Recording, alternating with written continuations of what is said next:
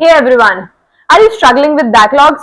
वैसे बैकलॉग चाहे एक चैप्टर का हो या 5 चैप्टर का या फिर पूरे के पूरे एक सब्जेक्ट का, you are not alone. Well, this is Bhumidaya and I've cleared NEET 2025 with 549 marks and an all India rank of 12,500.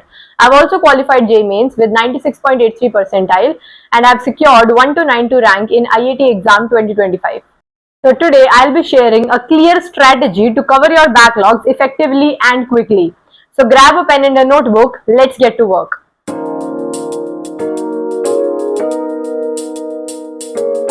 तो सबसे पहले डिस्कस करते हैं कि व्हाट आर द रीजंस जिसकी वजह से आपके बैकलॉग्स बनते हैं. Reasons like distractions, laziness, poor time management techniques या फिर फियर ऑफ अ सब्जेक्ट. अगर इन रीजंस में से आपका कोई रीजन है बैकलॉग्स क्रिएट होने का, तो जब तक आप इन रीजंस को खत्म नहीं करते तो आपके बैकलॉग्स क्लियर नहीं हो पाएंगे. बट अगर आपका कोई जेन्युइन रीजन है बैकलॉग्स क्रिएट होने का, जैसे कि आपने सेशन लेट ज्वाइन किया हो, जैसे कि मेरे साथ ये प्रॉब्लम हुई थी कि मैंने सेशन जुलाई से स्टार्ट किया था और हमारे कोचिंग पे सेशन मई से ही स्टार्ट हो चुका था.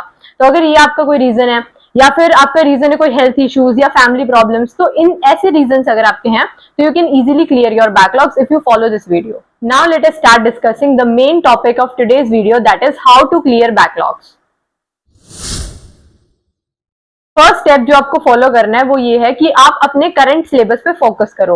बिकॉज अगर आप करंट सिलेबस पे फोकस ना करके अपने बैकलॉग्स क्लियर करने पे ज्यादा फोकस करोगे तो वो बैकलॉग्स क्लियर होने की बजाय जो करंट सिलेबस है वो भी आपका बैकलॉग बन जाएगा. फिर उसके बाद आगे वाला सिलेबस बैकलॉग बन जाएगा और ऐसे करते करते बैकलॉग्स का पूरा एक पहाड़ खड़ा हो जाएगा आपके आगे. तो आपको जो मेन फोकस होना चाहिए वो होना चाहिए करंट सिलेबस. उसी से रिलेटेड क्वेश्चन भी आपको प्रैक्टिस करने हैं, उसी को रिवाइज करना है डेली बेसिस पे. डेली जो कुछ भी पढ़ाया जाए क्लास में वही रिवाइज करना है आपको और उसके ही क्वेश्चन प्रैक्टिस करने हैं.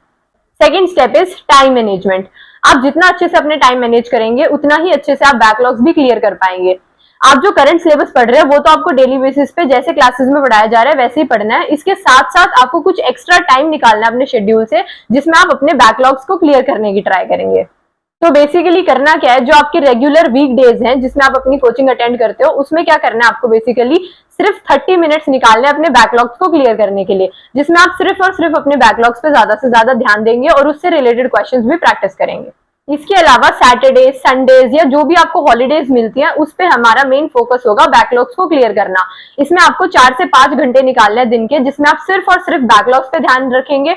उसके अलावा आप उनसे रिलेटेड पीवाईक्यू सॉल्व करेंगे और कुछ एक्स्ट्रा क्वेश्चंस भी लगाएंगे. Step 3, study related chapters first. जो चैप्टर्स एक दूसरे से इंटरलिंक्ड है पहले उन्हें कवर अप करने की कोशिश करो. फॉर एग्जांपल फिजिक्स में चैप्टर चल रहा है मोशन इन अ प्लेन, और अगर आप मोशन इन अ प्लेन पढ़ना चाह रहे हो तो उससे पहले motion in a straight line आपको पढ़ना जरूरी है. तो इसके लिए क्या करो, जब मोशन इन अ प्लेन चल रहा है तो बाकी सारे चैप्टर्स या बाकी सारा बैकलॉग छोड़ के आप पहले motion in a straight line करने की कोशिश करो. तो पहले वो चैप्टर स्टडी करने की कोशिश करो जो कि अगले वाले चैप्टर से रिलेटेड है, ताकि जो अगला वाला चैप्टर है वो आपको कोचिंग पे अच्छे से समझ में आ जाए. इन सारे स्टेप्स को एग्जीक्यूट करने के लिए आप एक लिस्ट बनाओ जिसमें आपने पेंडिंग चैप्टर्स या टॉपिक्स या फिर पूरे के पूरे यूनिट्स जो कुछ भी आपका बैकलॉग बन रहा है उसको लिखो. और उसको लिखने के साथ साथ ये भी लिखो कि ये वाला टॉपिक आप कौन से दिन पे करोगे और उसको आधा घंटा दो और उसको प्रैक्टिस करो, साथ के साथ रिवाइज भी करो. और ऐसे करते करते बेशक इसमें टाइम तो लगेगा बट ऑब्वियसली आपके जो बैकलॉग्स है वो क्लियर हो जाएंगे. हमें एक पर्टिकुलर कोचिंग के टेस्ट के लिए बैकलॉग्स क्लियर नहीं करने, तो ये मत सोचना कि मेरे को ये चैप्टर है और यही वाला मेरे कोचिंग के टेस्ट में आ रहा है तो मुझे ये पहले करना चाहिए. नहीं, ऐसा नहीं सोचना है. हमें एक कोचिंग के टेस्ट के लिए नहीं पढ़ना, हमें नीट एग्जाम क्लियर करने के लिए पढ़ना है. तो उसी के अकॉर्डिंग अपने बैकलॉग्स क्लियर करने की कोशिश करो.